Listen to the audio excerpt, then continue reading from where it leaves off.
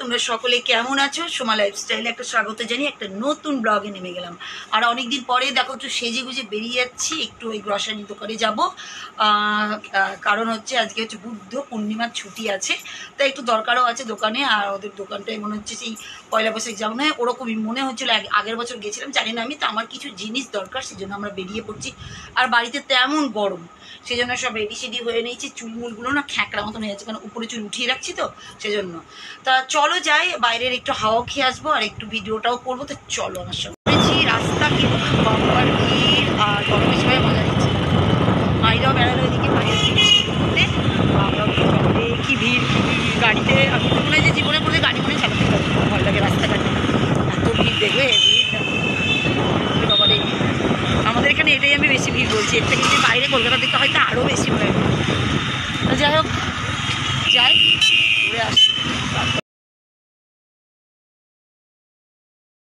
আর এই দেখো বাড়িতে চলে এসেছি, আর মাহি, আমার দেওর, যা সবাই, আমার মেয়ে, আমরা সবাই মিলে একটু কথা বলছিলাম। সেই সময় মাহির ডান্স দেখো না, মাহি ডান্সটা কী করছে জানো তো? ওখানে না ও শর্টস চালিয়েছে ফোনে, ফটাফট কী করে শুনলে দেখলে অবাক হওয়া। আর এসে এসে অ্যাক্টিংগুলো আমার কাছে করছে। আর আমি দেখো ভাবলাম যে তোমাদের সঙ্গে ভিডিওটা করবো, কিন্তু এত তার মধ্যে ওর ভিডিও চলছে, শর্টসগুলো চলছে, সেই জন্য ওটা দিলে তো আবার কপিরাইটে পড়ে যাবো। ওই জন্য পুচকে একবার করে দেখো দেখছে যা যা করার আমার কাছে করছে। দেখো মুখটা কেমন কেমন করছে আমার কাছে এসে।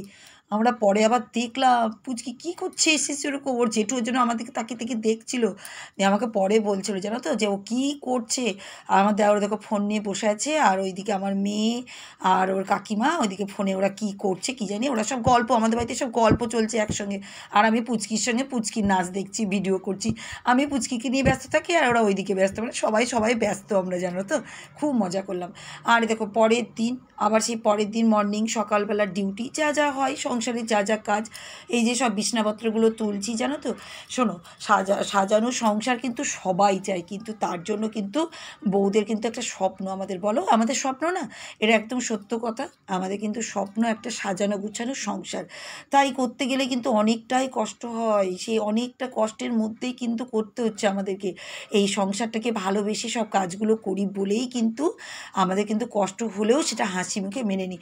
দেখো সকাল থেকে ডিউটি কিন্তু চলছে, আবার সেই বিছনা তোলা গুছানো, তারপরে দেখবে একটা একটা করে এত কাজ, কি বলবে। কিন্তু স্বপ্ন আমাদের খুব সুন্দর করে সাজিয়ে গুছিয়ে রাখবো, ঘর পরিপাটি থাকবে, টিপটপ থাকবে, এটা তো সবার চিন্তা, আমারও তাই চিন্তা। আর আমি একটু টিপটপ থাকতেই পছন্দ করি, এটা আগা করে। এখন তো পুরোপুরি মা, সংসার পুরো দায়িত্ব আমার, সেই জন্য একটু বেশি পরিপাটি।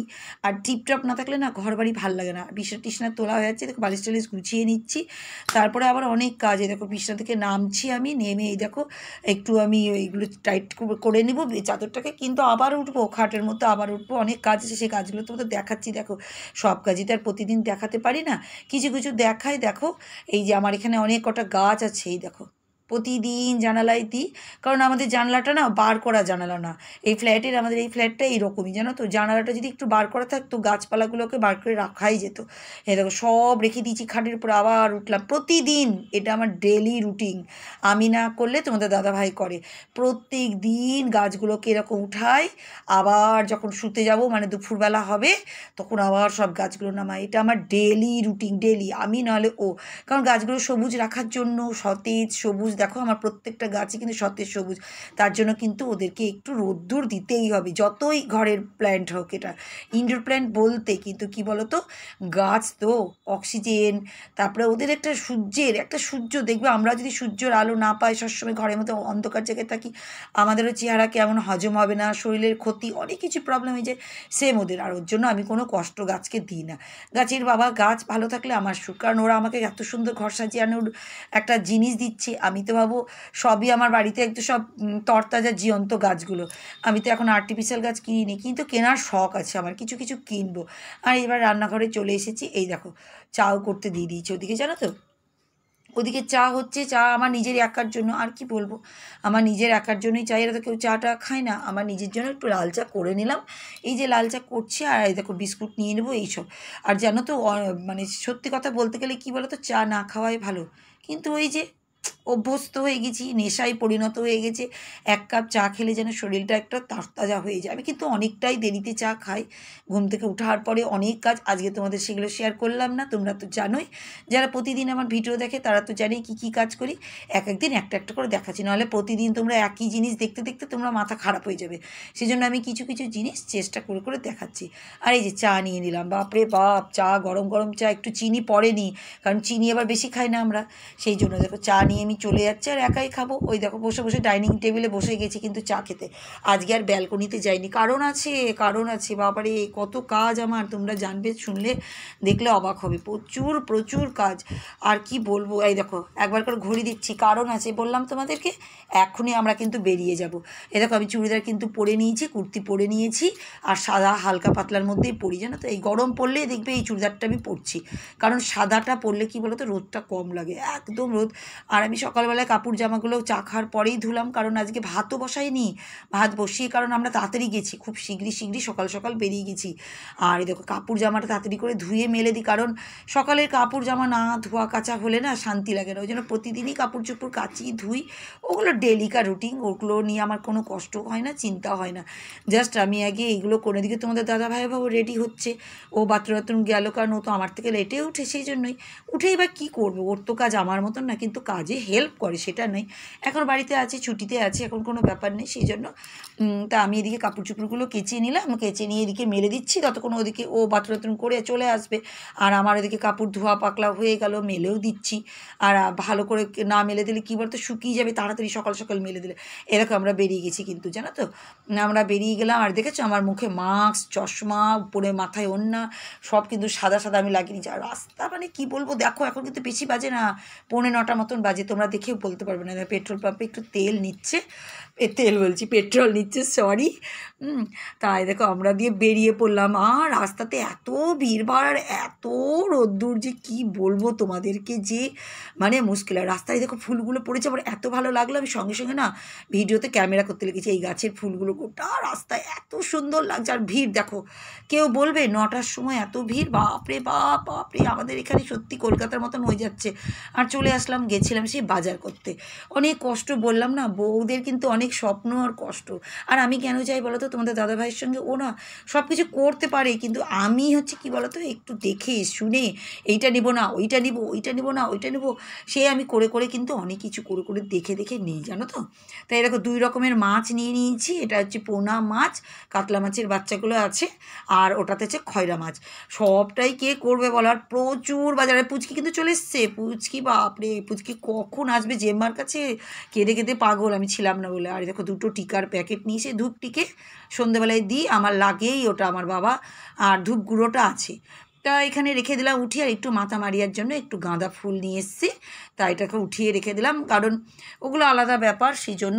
আর এই দেখো সবজি, 3টে ব্যাগ সবজি ভরা, বাপরে বাপ, প্রচুর সবজি হয়েছে যখন যায়। আর দেখো এই লাউটা কিন্তু অন্যরকম, আমাদের এখানে এরকম লাউ দেখতে পাবে না, একটু বাইরের দিকে এরকম লাউ দেখা যায়, কিন্তু আমাদের দিকে মোটা মোটা লাউগুলো দেখা যায়। আর দেখো মাছ কিন্তু আমি ছোটো ছোটো যেগুলো ছিল এই খয়রা মাছ, সেটা করব। আর এই যে পোনা মাছটা আমি ফ্রিজে রেখে দিচ্ছি, কারণ একটু বড় আছে, ওটা রাখা যাবে। আর খয়রা মাছটা আজকে চচ্চড়ি করে নেব, আর ডিপে আমি তাড়াতাড়ি করে ঢুকাচ্ছি, জানো তো, নাহলে মুশকিল ব্যাপার, কারণ ঠান্ডার মধ্যে থাকবে। আর বুঝতেই পারছো একদিন পরে রান্নার যা গরম এখনের অবস্থা, ভীষণ মুশকিল অবস্থা।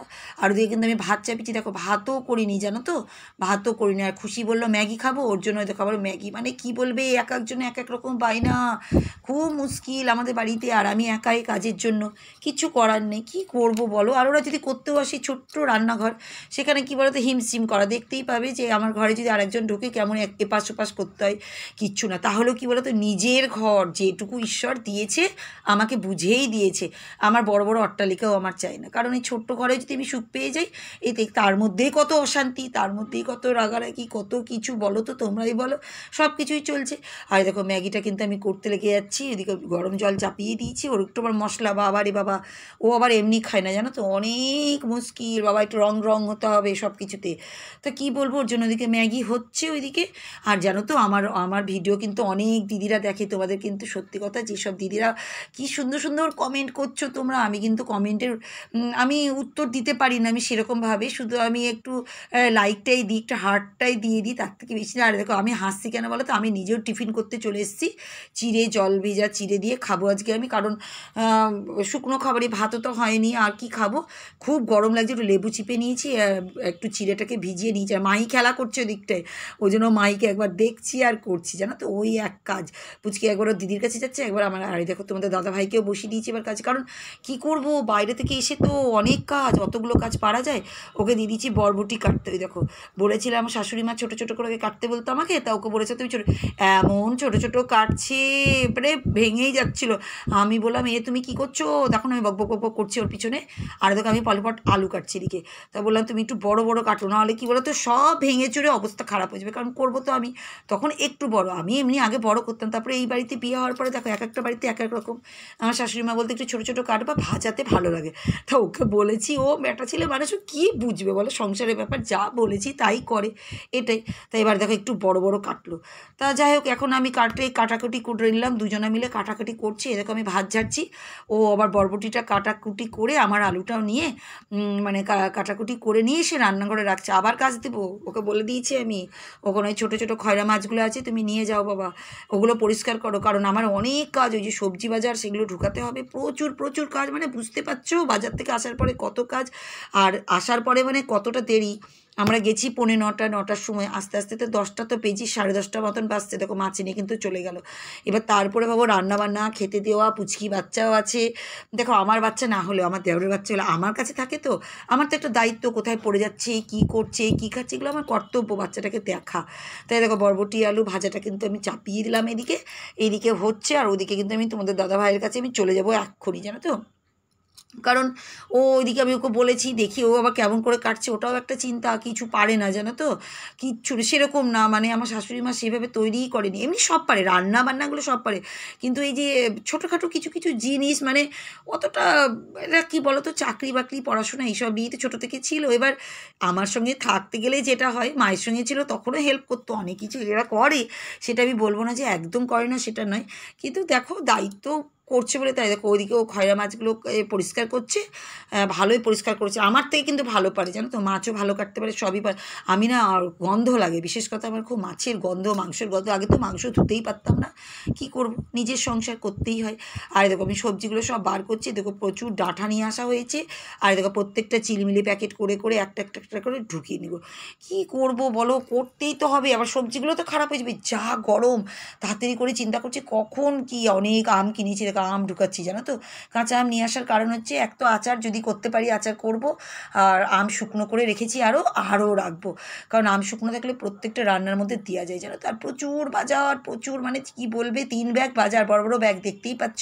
আর আমরা যখনই যাই, দেখো চাল কুমড়ো একটা নিয়ে এসছি আবার, জানো তো, যখনই যাই প্রচুর প্রচুর কিন্তু আমি বাজার করে নিয়ে আসি, দেখো পটল করলা কত কী কী সব আছে, সব ঢুকাচ্ছি, আর কী করবো, ফ্যান চলছে, এখানে এসে বসে গেলাম, আর দেখো খয়রা মাছগুলোকে এখন ভেজে নিচ্ছি, কিছুটা ভেজে রেখে দিয়েছি, এই দেখো রেখেও দিয়েছি কিছুটা, পেঁয়াজ কুচি টমেটো সব রেখেছি, আর এই দেখো এখানে আবার দুধ চলে এসে দুধটা রেখেও দিচ্ছি এদিকটায়, আর এইদিকে বরবটি আলু ভাজাটা হচ্ছে, আর এদিকে মাছটা আবার আমি করব। তা জানো তো, অনেক দিদি ভাই আমার ভিডিও দেখে, সত্যি কথা তাদের কিন্তু আমি অনেক অনেক ধন্যবাদ, আমার সোমা লাইফস্টাইল থেকে অনেক অনেক ধন্যবাদ, তোমরা দিদি ভাই আমার ভিডিও দেখো, আমাকে একটু সাপোর্ট করো, আমি যেন আগাতে পারি। আর দেখেছো আমার কালার, মাছের কালার, আমরা কিন্তু একটু না লাল লাল খেতে পছন্দ করি, নাহলে কেউ খাবে না, জানো তো, সাদা হলেই বলবে এরকম কালার হলো কেন কেন, এবার আমার না ভালো লাগে না, যে যেটা চাই, যার বাড়ি যেরকম সে, একটু কাশ্মীরি গুঁড়ো মশলা দিয়ে দিই বেশি করে, জানো তো, মশলা বেশি দিই না আমি, লাল করার জন্য কাশ্মীরি গুঁড়ো মশলা, আর পারলে একটু টমেটো, আর টমেটো সস তো দিই প্রত্যেক রান্নাতেই, সেজন্য একটু লাল ঝাল না হলে আমাদের বাড়িতে খেতেই চায় না, ওরে বাবা রে কী বলবে তোমরা, তাই একটু লাল লালই করে দিলাম আমি। এই দেখো খয়রা মাছটাও কিন্তু এদিকে হয়ে যাচ্ছে, তারপরে আর কি করব, তারপরে এই দেখো খেয়ে দিয়ে উঠে ভাবলাম শুতে যাবো, এই দেখো সব পদ্মটা এগড়ে দিয়েছি, হঠাৎ দেখছি কালো কুচকুচা, আমি ভাবলাম ঝড় বৃষ্টি প্রচুর আসবে, কিচ্ছু না, জানো তো, কিচ্ছু ঝড় বৃষ্টি নেই, এরকম আকাশ এরকম গুমসানি হয়ে আছে, কি বলবো তোমাদেরকে, গুমসানি আকাশ, কিন্তু বৃষ্টি ঝড় কিচ্ছু হচ্ছে না, জানো তো। তা বন্ধুরা দেখো আজকে কিন্তু ভিডিওটা আমি এইভাবেই তোমাদের